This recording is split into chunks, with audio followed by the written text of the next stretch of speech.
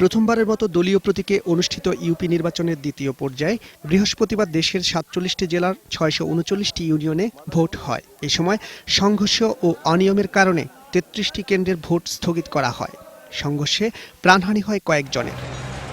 জানিপপের chairman Nazmul Hasan Kalimullah মনে করেন, নির্বাচন কমিশন সরাসরি বিভিন্ন কেন্দ্র পরিদর্শনের পাশাপাশি তদারকি আরও বাড়ালে এসব সহিংসতা ঘটত না। বিক্ষিপ্ত কিছু ঘটনা ছাড়া নির্বাচন তুলনামূলক সুষ্ঠু হয়েছে বলে মনে করেন তিনি। কমিশন যারা ম্যানিং করছেন তাদের আমি অনেকবার আহ্বান জানিয়েছি আপনার নির্বাচন দিবসে সশরীরে কোনো কেন্দ্রে কোনো নির্বাচন এলাকায় যাওয়ার জন্য।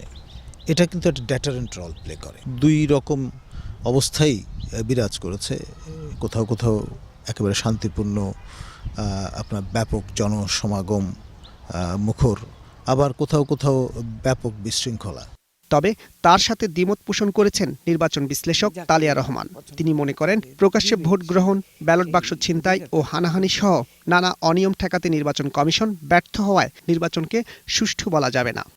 নির্বাচন ক্রমান্বয়ে ত্রুটিপূর্ণ হওয়ার দিকে চলে যাচ্ছে। এখন তো মাত্রা হতাহত দিয়ে বিচার করা হচ্ছে। ইলেকশন কমিশন এন্ডোর্স করছেন, এটাতে দুঃখ লাগে, কেন তারাই তো সবকিছু দেখার কর্তা। অবশ্যই কিছু অনিয়মের কারণে সামগ্রিক অর্জন ম্লান হয়ে যায়নি বলে মনে করেন নাজমুল হাসান কলিমুল্লাহ।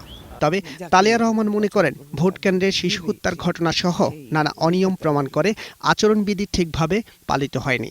এটা খুবই দুঃখজনক যে একটি শিশু পর্যন্ত যার ভোটের সময় কোনো সম্পর্কই নেই, তারও প্রাণ দিতে হলো। এই নিয়মের দিকগুলো তো ইলেকশন কমিশন অবশ্যই সবার কাছে গ্রহণযোগ্য জায়গায় নিয়ে যাওয়ার জন্য আমলে নিয়ে আপনার আচরণবিধি রিরাইট করার দিকে আমাদের অগ্রসর হতে হবে। সবকিছুর পরও দলীয় প্রতীকে এই নির্বাচনকে স্বাগত জানালেন দুজনেই। একই সাথে প্রিজাইডিং অফিসারের ক্ষমতা আরও বাড়াতে পরামর্শ দিয়েছেন তারা। রাকিব হাসান, একুশে টেলিভিশন, ঢাকা।